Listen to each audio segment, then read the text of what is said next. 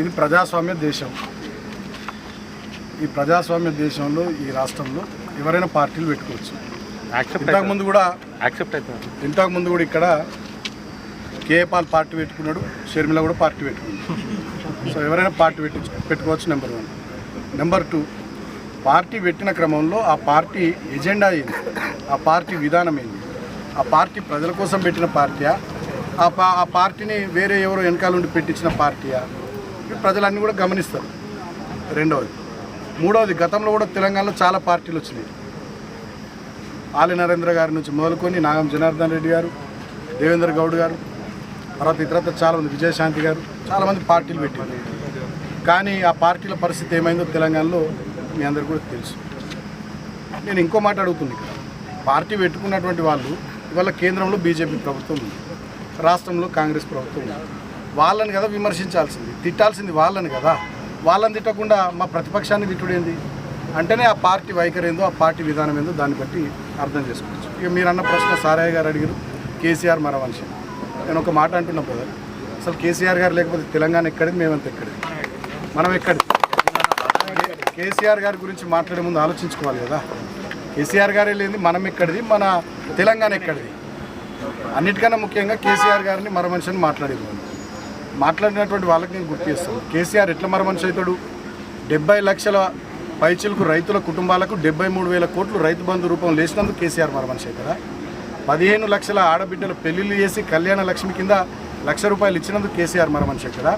15 లక్షల గర్భిణీ స్త్రీలకు కేసీఆర్ కిట్ ఇచ్చి ఒక అన్నలాగా వాళ్ళని ఆదుకున్నందుకు కేసీఆర్ మరమనిషి అవుతాడా? 4.5 లక్షల ఒంటరి మహిళలకు 200 ఉన్న పెన్షన్ 2,000 రూపాయలు చేసి వాళ్ళకి పెన్షన్ ఇచ్చినందుకు కేసీఆర్ మరమనిషి అవుతాడా? లక్షలాది మంది అవ్వలకు తాతలకు 200 ఉన్న పెన్షను 2,000 రూపాయలు చేసి వాళ్ళ కన్న కొడుకులాగా ఇచ్చి ఆ కుటుంబాలను ఆదుకున్నందుకు కేసీఆర్ మరమనిషి అవుతాడా? రైతు పెద్ద మరణిస్తే ఆ కుటుంబంలో రైతు బీమా కింద 5 లక్షలు ఇచ్చి ఆ కుటుంబాన్ని ఆదుకున్నందుకు కేసీఆర్ మరమనిషి అవుతాడా? వాళ్ళ కాళేశ్వరం ద్వారా కానీ, పాలమూరు రంగారెడ్డి ఎత్తిపోతల పథకం ద్వారా కానీ, మిషన్ కాకతీయ ద్వారా కానీ తెలంగాణ బీడు భూములకు నీళ్లు మలిపినందుకు కేసీఆర్ మరమనిషి అవుతాడా? మిషన్ భగీరథ ద్వారా మంచినీళ్ళు ఇచ్చినందుకు కేసీఆర్ మరమనిషి అవుతాడా? ఎందుకు కేసీఆర్ మరమనిషి అవుతాడు? ఎట్లా కేసీఆర్ మరమనిషి అవుతాడు? చేప పిల్లల పంపిణీ, గొర్రెల పంపిణీ ద్వారా యాదవులు, ముదిరాజులు, బెస్తా కుటుంబాలను ఆదుకున్నందుకు కేసీఆర్ మరమనిషి అవుతాడా? దళిత బంధు లాంటి 10 లక్షల రూపాయలు ఇచ్చి దళిత కుటుంబాలను ఆదుకున్నందుకు కేసీఆర్ గారు మరమనిషి అవుతారా? ఎందుకు మరమనిషి అవుతారు కేసీఆర్ గారు? తెలంగాణ తెచ్చినందుకు మరమనిషి అవుతారా? తెచ్చిన తెలంగాణలో అన్ని వర్గాల ప్రజలు బాగుపడాలని తనలాడినందుకు కేసీఆర్ మరమనిషి అవుతారా?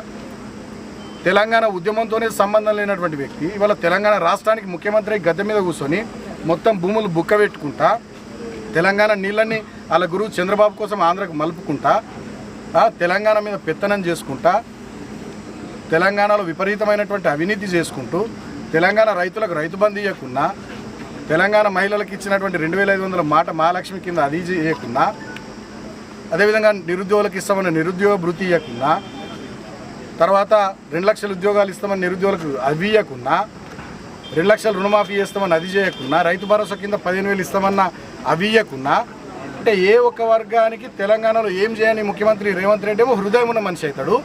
తెలంగాణ కోసం చావు నోట్లో తలబెట్టి తెలంగాణను తెచ్చిన కేసీఆర్ మరమనిషి అవుతాడా?